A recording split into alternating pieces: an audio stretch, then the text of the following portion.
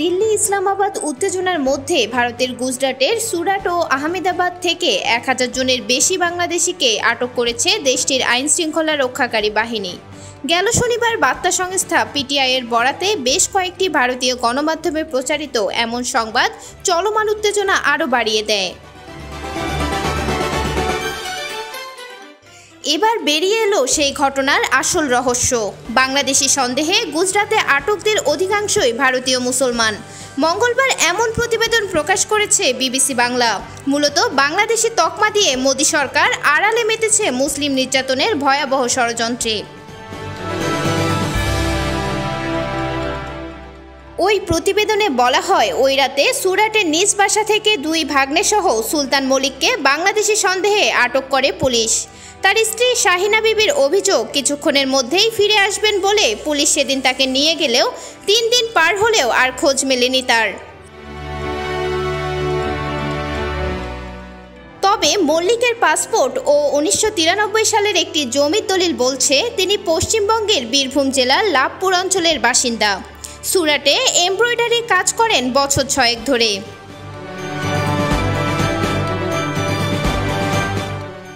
এদিকে বাংলাদেশিদের খোঁজে পুলিশ অপারেশন শুরু করার কয়েক ঘন্টার মধ্যে আহমেদাবাদের বাসিন্দা ফারজানার বাড়িতে বিয়ের অনুষ্ঠানে আসা তার বড় ভাই আর ভাতিজাকে আটক করে পুলিশ।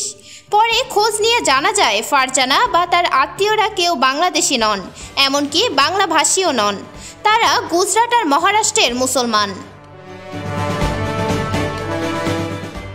আলমারা পাঠান নামে এক নারীর অভিযোগ, আমি তো সৈয়দবাড়ি মোহাম্মদী মসজিদ এলাকায় থাকি। গত 23 বছর ধরে আহমেদাবাদে আছি। আমার ছেলে রিয়াজের শ্বশুরবাড়ি চান্দোলা ঝিল এলাকায়। রাতে শ্বশুরবাড়িতে গিয়েছিল ও, সেখান থেকে তাকে পুলিশ ধরে নিয়ে যায়। আমার পুত্রবধূকেও আটক করা হয়েছে।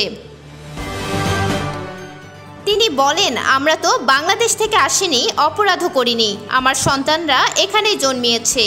আমাদের কাছে আধার কার্ড, রেশন কার্ড, ভোটার পরিচয়পত্র, আয়কর বিভাগের প্যান কার্ড, বিদ্যুতের বিল সব নথি আছে। তার প্রশ্ন, ছেলে আর তার স্ত্রীকে কেন আটক করা হলো?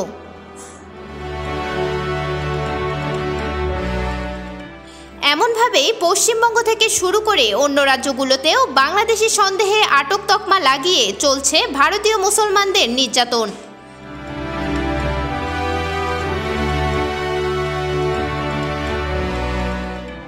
পরিযায়ী শ্রমিকদের নিয়ে কাজ করে এমন একটি সংগঠন পরিযায়ী শ্রমিক ঐক্য মঞ্চ গুজরাতের ধরপাকড় শুরু হওয়ার পরে একটি হেল্পলাইন খুলেছে। প্রিয়জনের খোঁজ পাওয়ার জন্য ওই হেল্পলাইনে গত 2 দিনে প্রিয়জনের খোঁজ না পাওয়া 100-এরও বেশি অভিযোগ জমা পড়েছে বলে জানান সংগঠনটির রাজ্য সম্পাদক আসিফ ফারুক।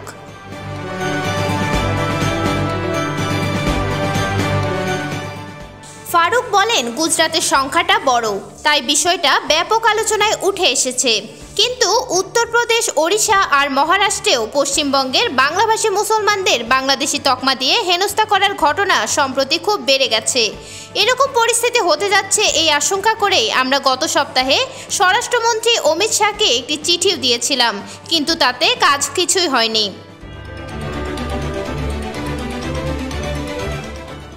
ওই সংগঠনটির কাছে অভিযোগ এসেছে যে 18 এপ্রিল পশ্চিমবঙ্গের মালদা জেলার 23 জন ফেরিওয়ালাকে উত্তরপ্রদেশের কুশিনগরে বাংলাদেশি তকমা লাগিয়ে দেয় ও বাংলা ভাষায় কথা বলার জন্য মারধর করে স্থানীয়রা। এরপরে ওই আক্রান্তদেরই পুলিশ তাদের হেফাজতে নেয়। একদিন পরে তারা ছাড়া পান। আবার 21 এপ্রিল মুর্শিদাবাদের রঘুনাথগঞ্জ থেকে 60 জন পরিযায়ী শ্রমিক বাসে করে কর্মক্ষেত্র ওড়িশার কেওনঝড়ের উদ্দেশ্যে রওনা দিয়েছিলেন বলে জানাচ্ছে ওই সংগঠনটি। ওড়িশার ময়ূরভঞ্জ জেলার যোশীপুরে সকালবেলায় বাস পৌঁছানোর পর স্থানীয়রা তাদের বাংলাদেশি বলে হেনস্থা মারধর করে। তারা মুর্শিদাবাদে ফিরে আসেন।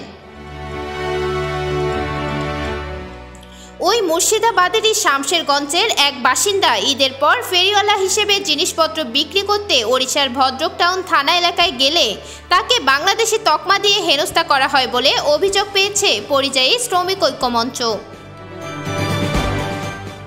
আসিফ ফারুক বলেন, এরকম প্রচুর অভিযোগ পাচ্ছি আমরা। সেই 2014 সাল থেকেই এগুলো চলছে আর দিনকে দিন বেড়ে চলেছে। পেহেলগামের হত্যাকাণ্ডের পরে তো আরও বেড়েছে এটা। কোথাও স্থানীয় পুলিশ, কোথাও বা ছোটখাটো হিন্দুত্ববাদী সংগঠনের লোকজন পশ্চিমবঙ্গের বাংলাভাষী মুসলমান পরিযায়ী শ্রমিকদের হেনস্থা করছে, মারধর করছে, সব ক্ষেত্রে বাংলাদেশি তকমা লাগিয়ে দেওয়া হচ্ছে। আসিফ ফারুকের প্রশ্ন, ভারতের নাগরিক হিসেবে কি দেশের যে কোনো জায়গায় গিয়ে কাজ করা বা ব্যবসা করার অধিকার নেই বাংলাভাষী আর মুসলমান বলে? মিরাতুন জান্নাত, বিজনেস বাংলাদেশ, নিউজ ডেস্ক।